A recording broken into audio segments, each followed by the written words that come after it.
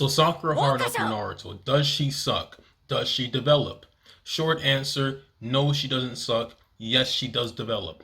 I'm going to explain how many times she's developed and how much she has developed as fast as possible.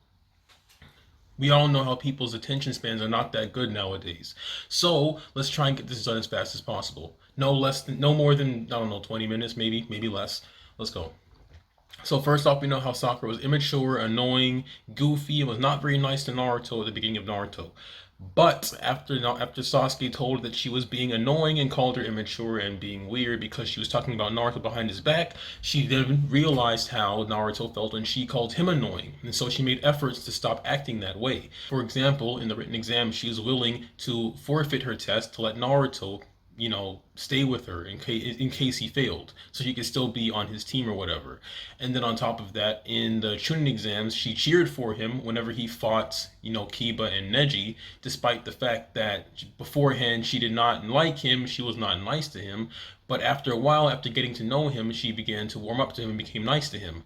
Next thing, people say that Sakura doesn't develop because, well, she remains a Sasuke fangirl. Well, first off, she really did like Sasuke in part one, but she matured past that and started to throw those old things away. For example, she only grew out her long hair because she wanted to look like the girl Sasuke would want it. Because Sasuke liked girls with long hair. And Sakura grew out long hair.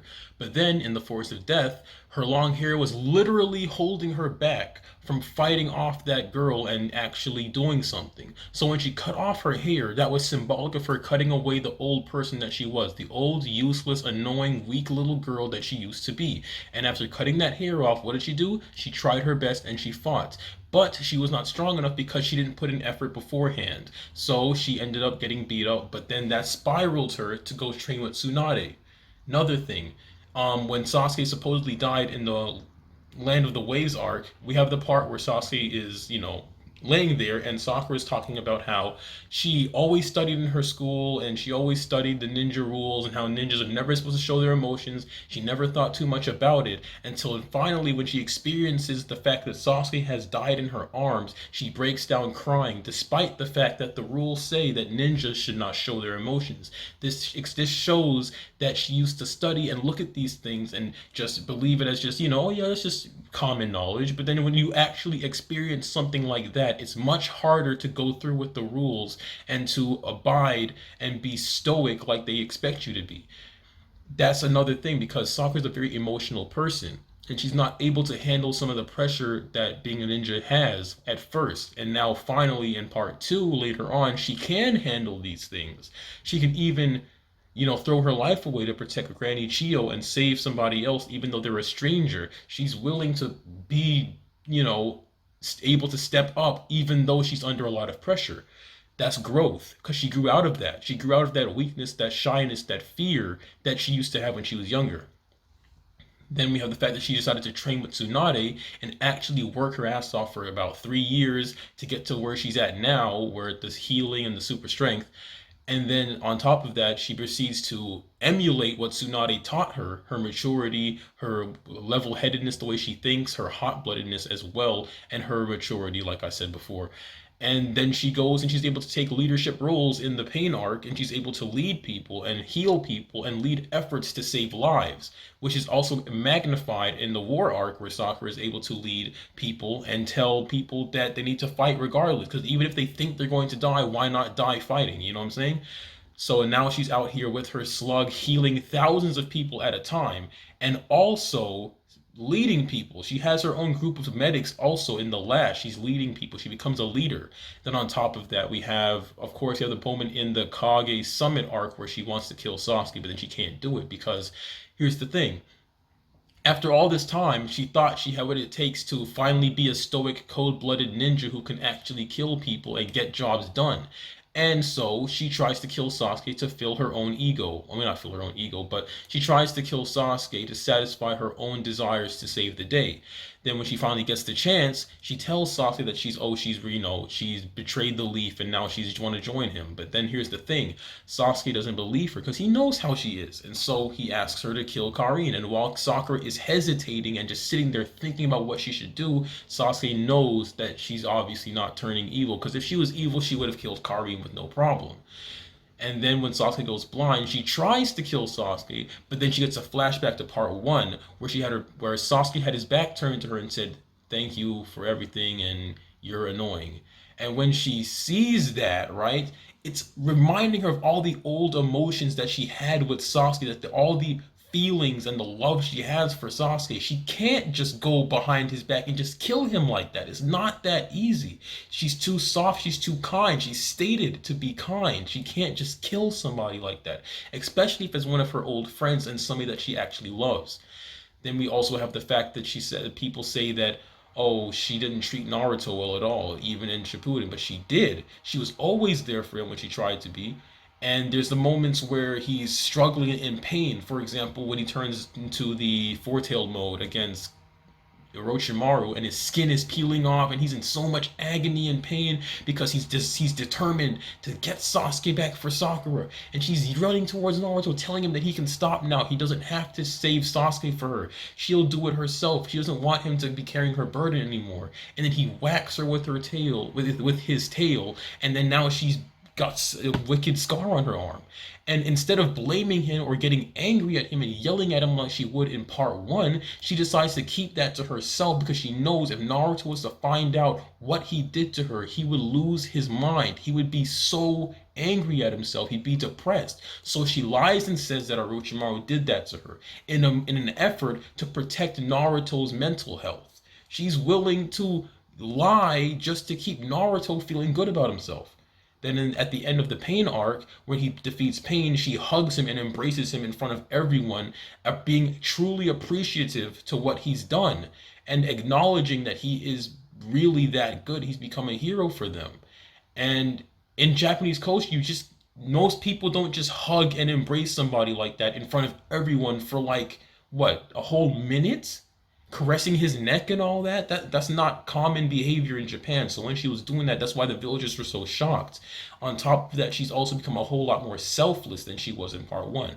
For example, in part one, she would ramble about her feelings and how she thinks, but then when, we saw after the Pain arc and Naruto was all injured and stuff, and he was all sad about Tsunade being down and hurt, and Sakura was also depressed about Tsunade. And what did she do? She decided to comfort Naruto. She never once mentioned her own feelings, even though she's probably sadder than he is because she's closer to her, but she's more concerned about how Naruto feels.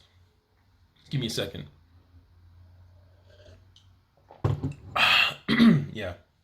And then on top of it, in the Kage Summit again, where Sasuke's talking bad about Naruto and talking about how he's so obsessed with him and so he's such a loser and he needs to leave him alone. And then Sakura defends Naruto in front of Sasuke, talking about how all the stuff Naruto's been through for Sasuke.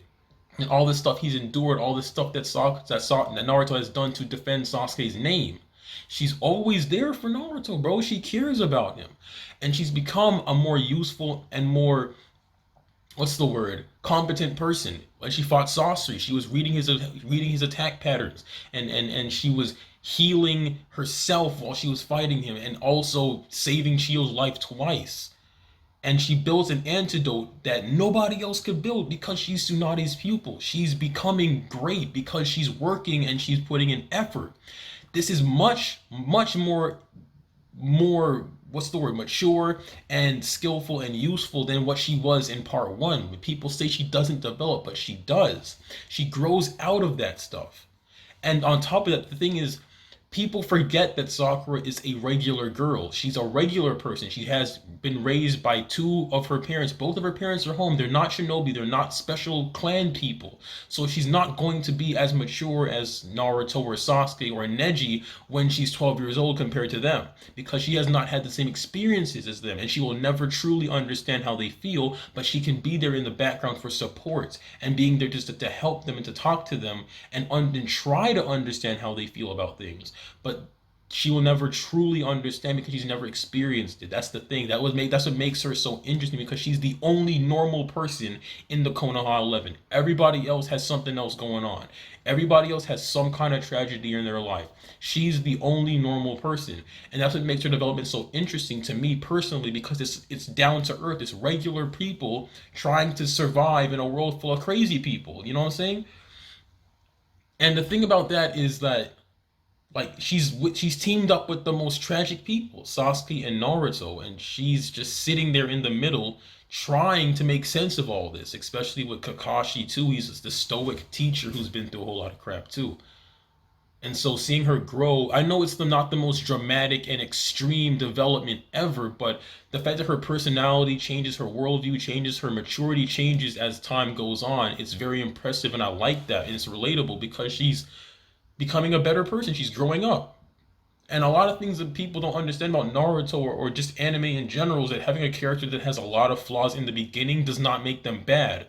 That makes them good, because when you have flaws, you can grow out of them. Sakura grew out of being useless. She grew out of being immature. She grew out of being rude to Naruto for no reason. She grew out of being a fangirl for Sasuke. She grew out of being, dependent on others. She grew out of being obsessed with her appearance just to be with Sasuke. She grew out of being just somebody who reads the books and never experiences anything and never wants to learn anything. She even has a quote saying that you can't learn everything by reading a book. You have to experience it yourself. Throwback to part one, where she read all the books and she had all the rules memorized, but she never truly experienced it. And when she experienced it, that changed her. Same thing with the Force of Death. She didn't take it seriously until she realized that Rock Lee, Sasuke, and Naruto are down. They can't help her. She's the only one left. And the only thing holding her back is her own mentality and her own childishness, which is symbolized by her hair, because all she cares about is looking good for Sasuke. But when she cuts that hair away, what happens? She becomes stronger. She's able to match Ino and counter her abilities, and she's then being able to see how things can work in a different light, because now she sees at the end of the Sasuke retrieval arc, where Naruto's all beat up and bruised, she realized that she was not there to help him. She wants to be there to help him, but she couldn't, because she can't fight, she can't heal, she can't do anything. So she makes an effort to go to Tsunade and train with her for 3 years, and when Naruto comes back, she's arguably better than he is at the beginning of Shippuden. Of course, he passes her later on, but she still is able to surpass him and become competent. And that's growth, man. That's working hard and developing. She's becoming more mature. I mean, look in the war arc, man. She's leading people.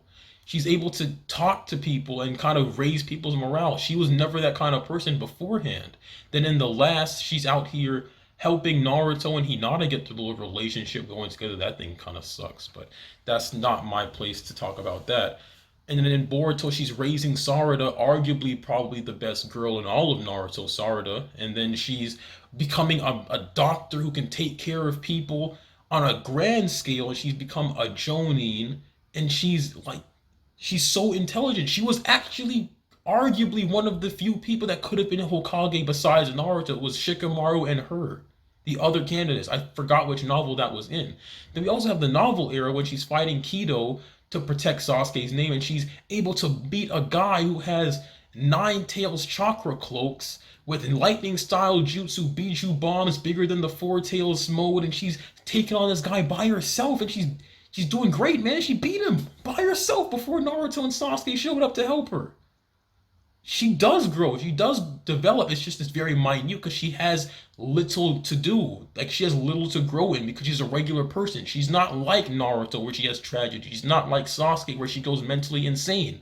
Sakura is simply maturing and understanding what it truly means to be a ninja and to become a useful and productive member of society. That's what she's doing. It's a very simple arc, a very down to earth arc. That's why people don't seem to notice it or acknowledge how good it is.